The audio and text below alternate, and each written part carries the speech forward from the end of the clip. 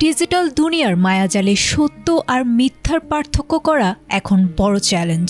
কোনো একটি খণ্ডিত দৃশ্য যখন স্ক্রিনে ভেসে ওঠে, আবেগপ্রবণ নেটিজেনরা মুহূর্তেই তাতে রাঙিয়ে দেন হাজারো গল্পের রং। বাগেরহাটের খানজাহান মাজারের দিঘির শান্ত জলকে কেন্দ্র করে গত কদিন ধরে তেমনি এক উত্তাল ঝড় বয়েছে সামাজিক যোগাযোগ মাধ্যমে। একটি ভিডিও ঘিরে তৈরি হয়েছে মানবতার চরম অবমাননার অভিযোগ। তবে ক্যামেরার লেন্সের বাইরে যে বাস্তবতা থাকে তা অনেক সময় কল্পিত গল্পের চেয়েও ভিন্ন হয়।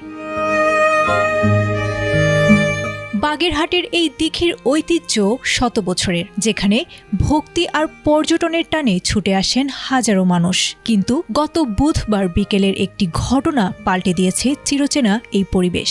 ভাইরাল হওয়া ভিডিওতে দেখা গেছে দিঘির একমাত্র কুমিরটি একটি কুকুরকে মুখ চেপে পানির নিচে টেনে নিয়ে যাচ্ছে, আর তা দেখেই শুরু হয়েছিল সমালোচনার ঢেউ। দাবি করা হয়েছিল অবলা প্রাণীটিকে ইচ্ছে করেই কুমিরের খাবার বানানো হয়েছে।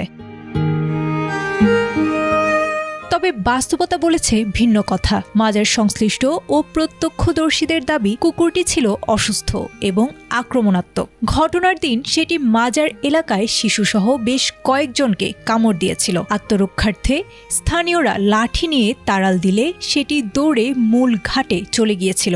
সেখানে নিরাপত্তার দায়িত্বে থাকা ফোরকান হাওলাদারকে আঁচড় দিলে তিনি পা ঝাড়া দিয়েছিলেন, আর তাতেই কুকুরটি পড়ে গিয়েছিল দিঘির পানিতে। ঠিক সেই মুহূর্তেই ক্ষুধার্ত বা ডিম পাড়া কুমিরটি ঝাঁপিয়ে পড়েছিল তার বন্য স্বভাবে।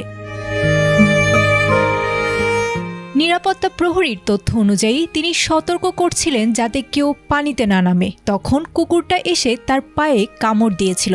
ঝাড়া দিলে কুকুরটি পানিতে পড়ে গিয়েছিল এবং তখনই কুমির কুকুরটিকে নিয়ে গিয়েছিল। এআই দিয়ে তৈরি ছবি আর খণ্ডিত ভিডিওর মাধ্যমে তৈরি হওয়া এই বিভ্রান্তি বর্তমানে প্রশাসনের টেবিলে। জেলা প্রশাসন ইতোমধ্যে ৩ সদস্যের তদন্ত কমিটি গঠন করেছে। কৃত্রিম বুদ্ধিমত্তার যুগে কোনো কিছু বিচার করার আগে সত্যতা যাচাইয়ের যে প্রয়োজন রয়েছে, বাগেরহাটের এই ঘটনা যেন তারই এক বড় স্মারক। আয়েশা আক্তার, এটিএন বাংলা।